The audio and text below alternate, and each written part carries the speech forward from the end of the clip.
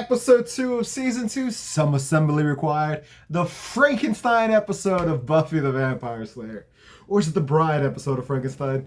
I guess it's Frankenstein, of Buffy. Maybe it's both. They just knock it all out in one episode.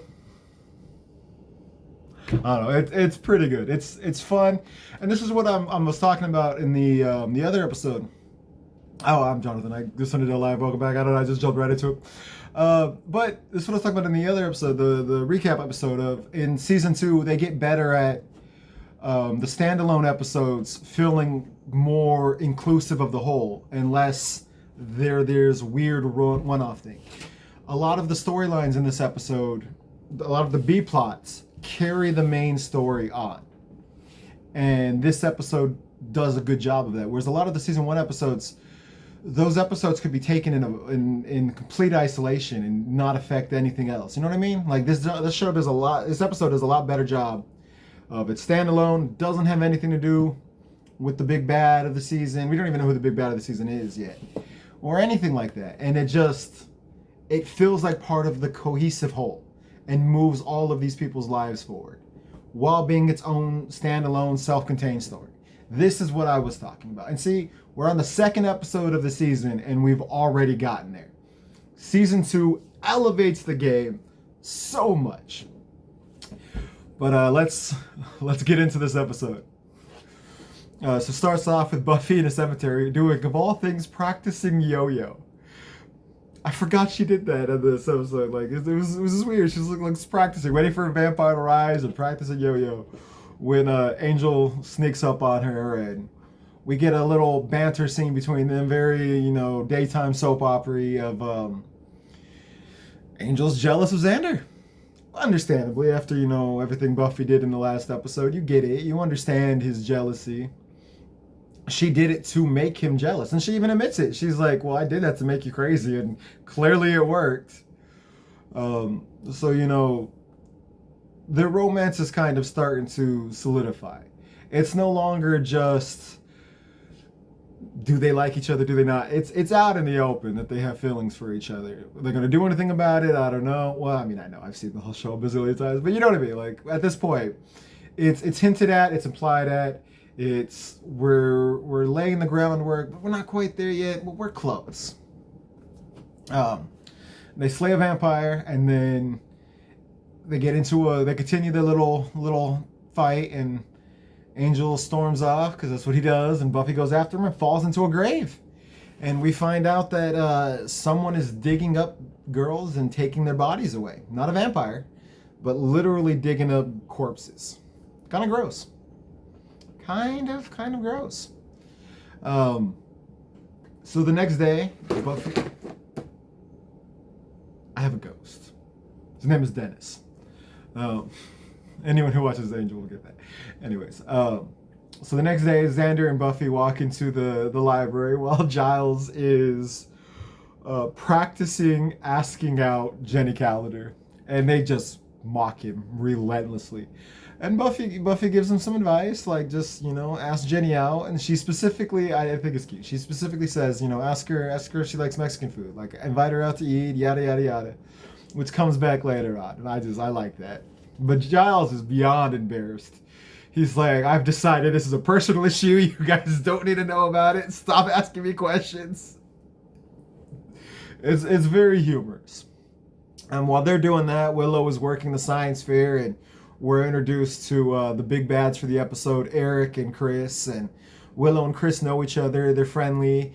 They always come in first and second in the science fair. Chris usually wins, but he tells Willow it's because you're too smart for a science teacher.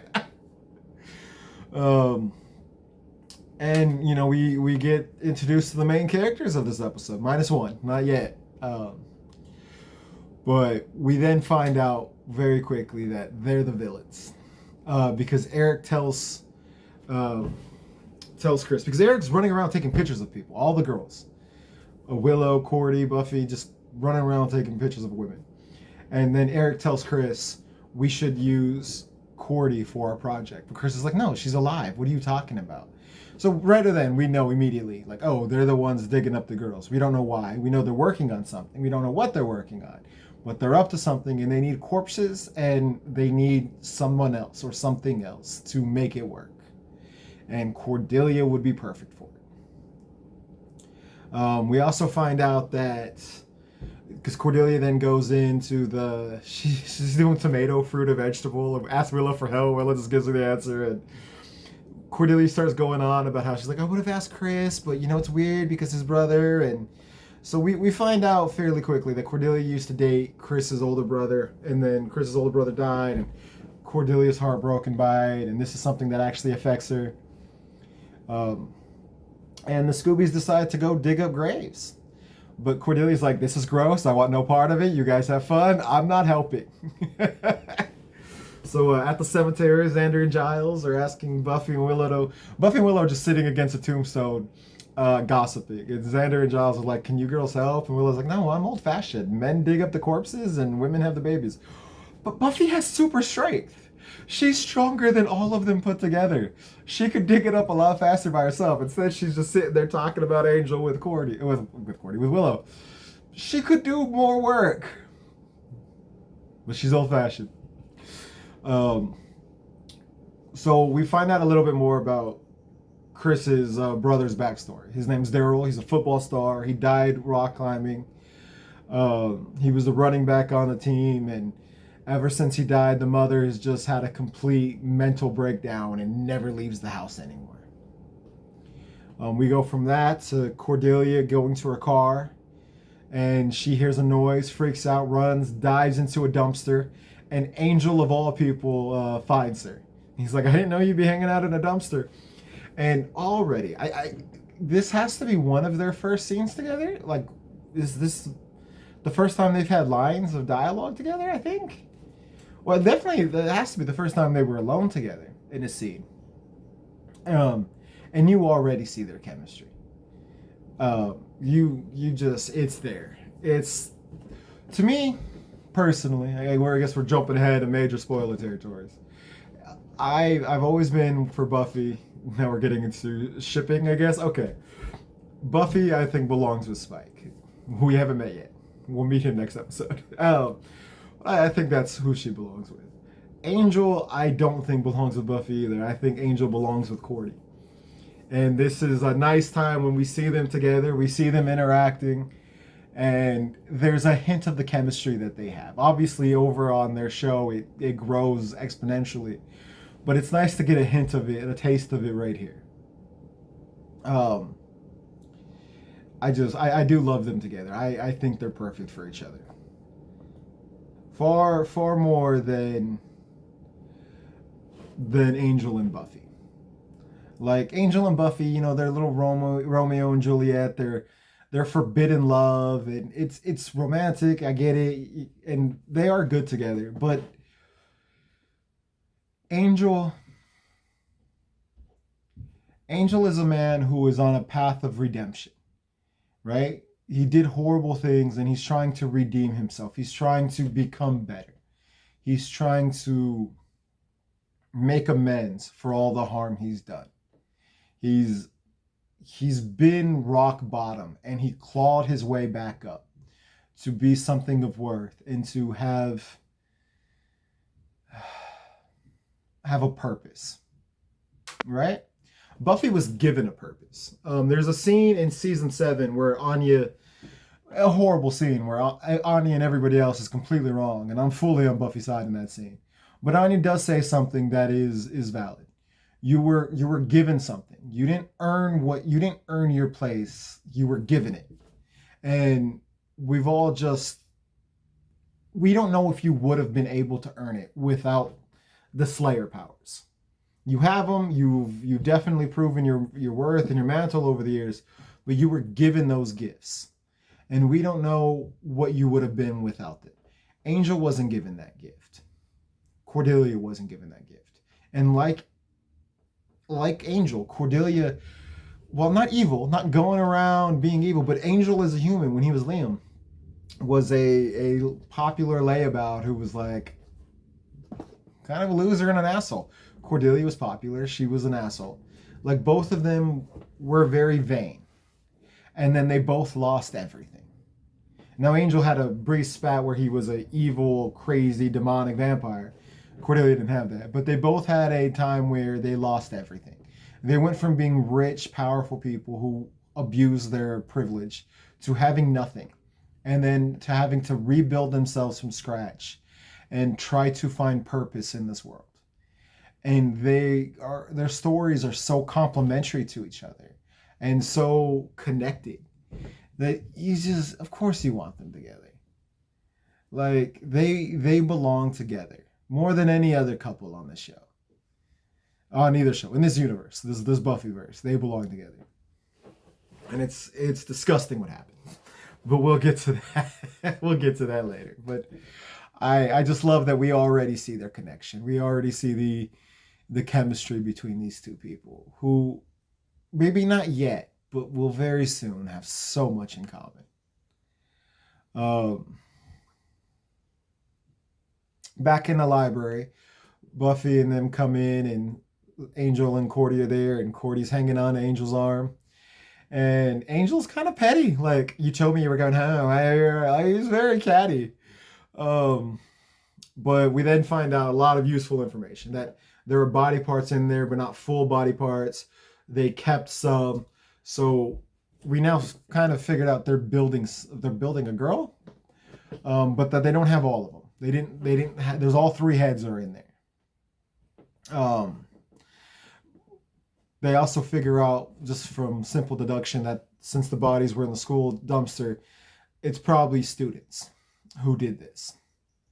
Willow figures out that she knows a couple people, and the Scooby Gang starts breaking into lockers, except for Cordy, who asks Angel to take him home, and now Buffy's the one who's jealous.